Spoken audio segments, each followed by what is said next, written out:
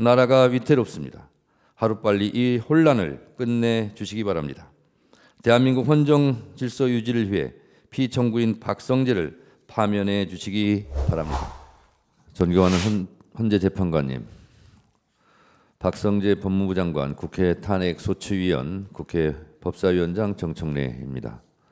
피청구인 박성재 법무부 장관은 대한민국의 법무행정을 총괄하는 법무부의 수장이자 대통령의 국정을 보좌하는 국무위원입니다.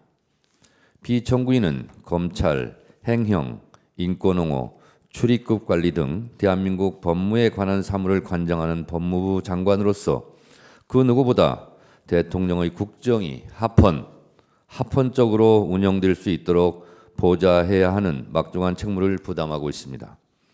피청구인 박성재는 헌법 제89조에 명시되어 있는 계엄과 그 해제를 심의해야 되는 국무회의 국무위원의 일원입니다.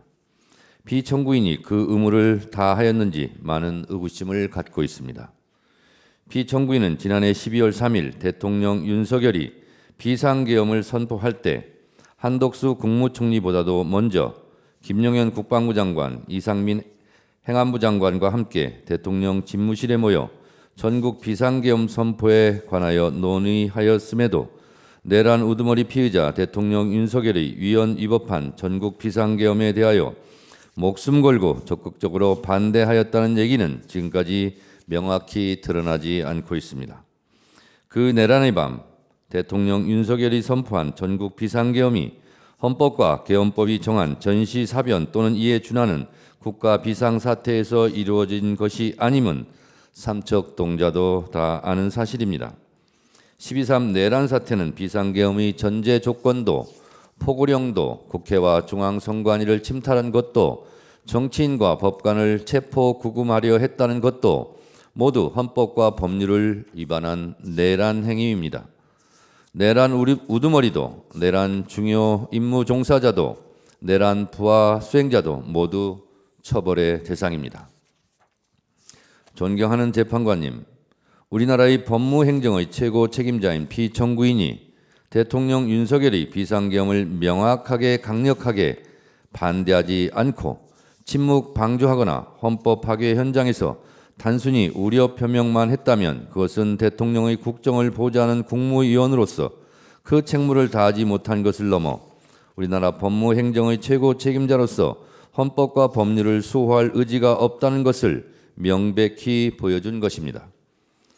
저는 국회 법사위원장으로서 대통령 윤석열의 전국 비상계엄 선포 이후 열린 법사위에서 피청구인이 당시 국무위원 회의에서 어떤 의사표명을 했는지에 대해 묻는 질문에 알 듯 모를 듯 얼버무리는 것을 수차례 목도하였습니다.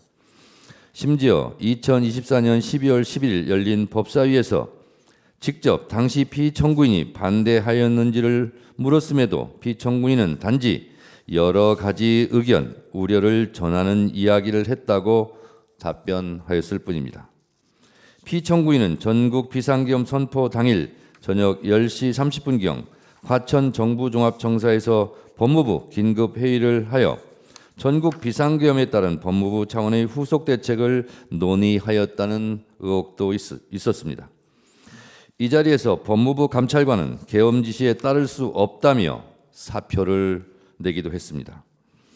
여기에 대하여 피청구인은 비상계엄이 해제된 상태인 1월 4일 저녁 7시 30분에 김주현 민정수석, 이상민 행안부 장관, 이완규 법제처장과 함께 삼청동 대통령 안가에 모여 근 1시간가량 비밀회동을 하였습니다. 이 안가 모임에서 어떤 위험한 논의가 있었는지는 정확하게 알려지지 않고 있습니다만 많은 의혹으로 남아 있습니다.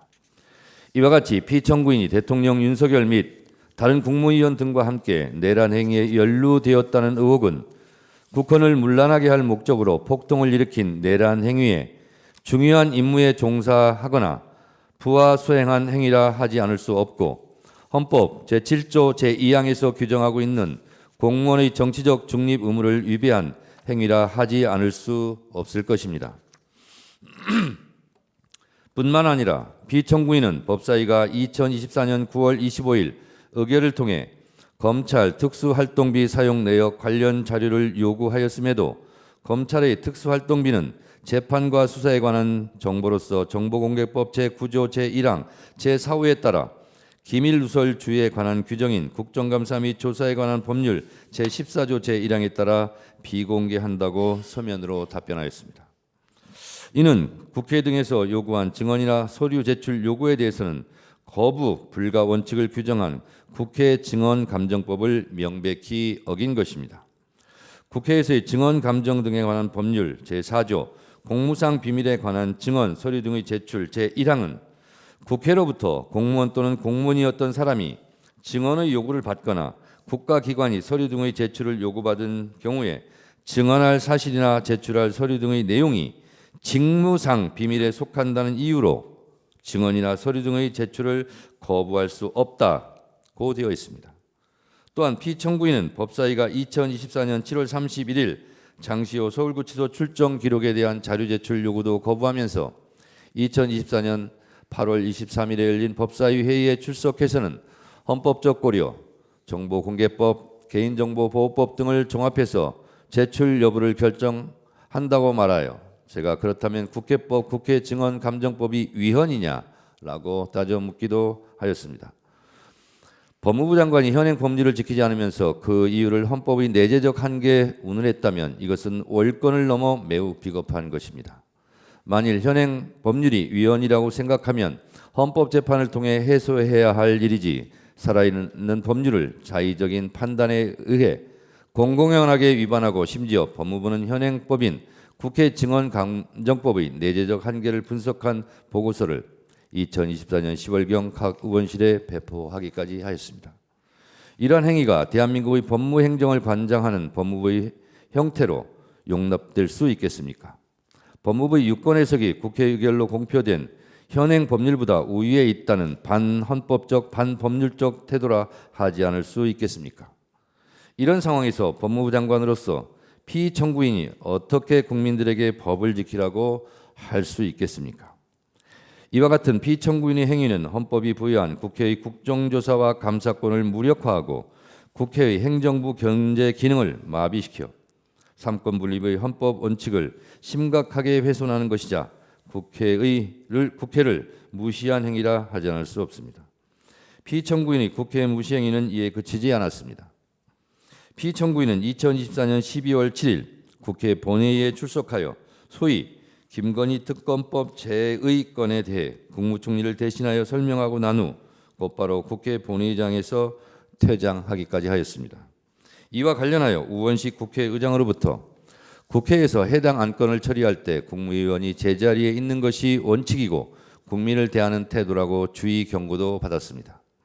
이는 국무위원의 국회 출석 및 답변 의무를 규정한 헌법 제62조 제2항 및 공무원의 성실 의무를 규정한 국가공무원법 제56조를 위반한 것이라 하지 않을 수 없습니다.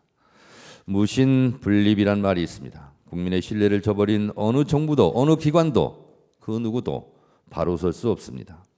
피청구인이 대통령 윤석열의 내란 행위에 관여한 행위, 국회의 자료 제출 요구에 정당한 이유 없이 거부한 행위, 국회를 무시하고 본회의장에서 퇴장한 행위는 피청구인에게 헌법과 법률을 수호할 의지가 없음을 명백히 보여주는 것일 뿐만 아니라 국민의 신뢰를 저버린 행위로 그 법 위반 정도가 중대하다고 하지 않을 수 없습니다.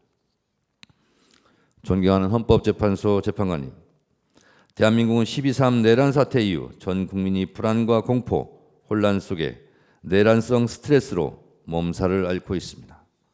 국론은 분열되고 곳곳에서 헌법과 법률이 공격받고 있고 서부지법 폭동에 이어 헌법수호의 최후의 보루인 이곳 헌법재판소마저 테러의 위험에 노출되어 있습니다. 나라가 위태롭습니다. 하루빨리 이 혼란을 끝내주시기 바랍니다. 대한민국 헌정 질서 유지를 위해 피청구인 박성재를 파면해 주시기 바랍니다. 현명한 판결을 기대합니다. 끝까지 경청해 주셔서 감사합니다.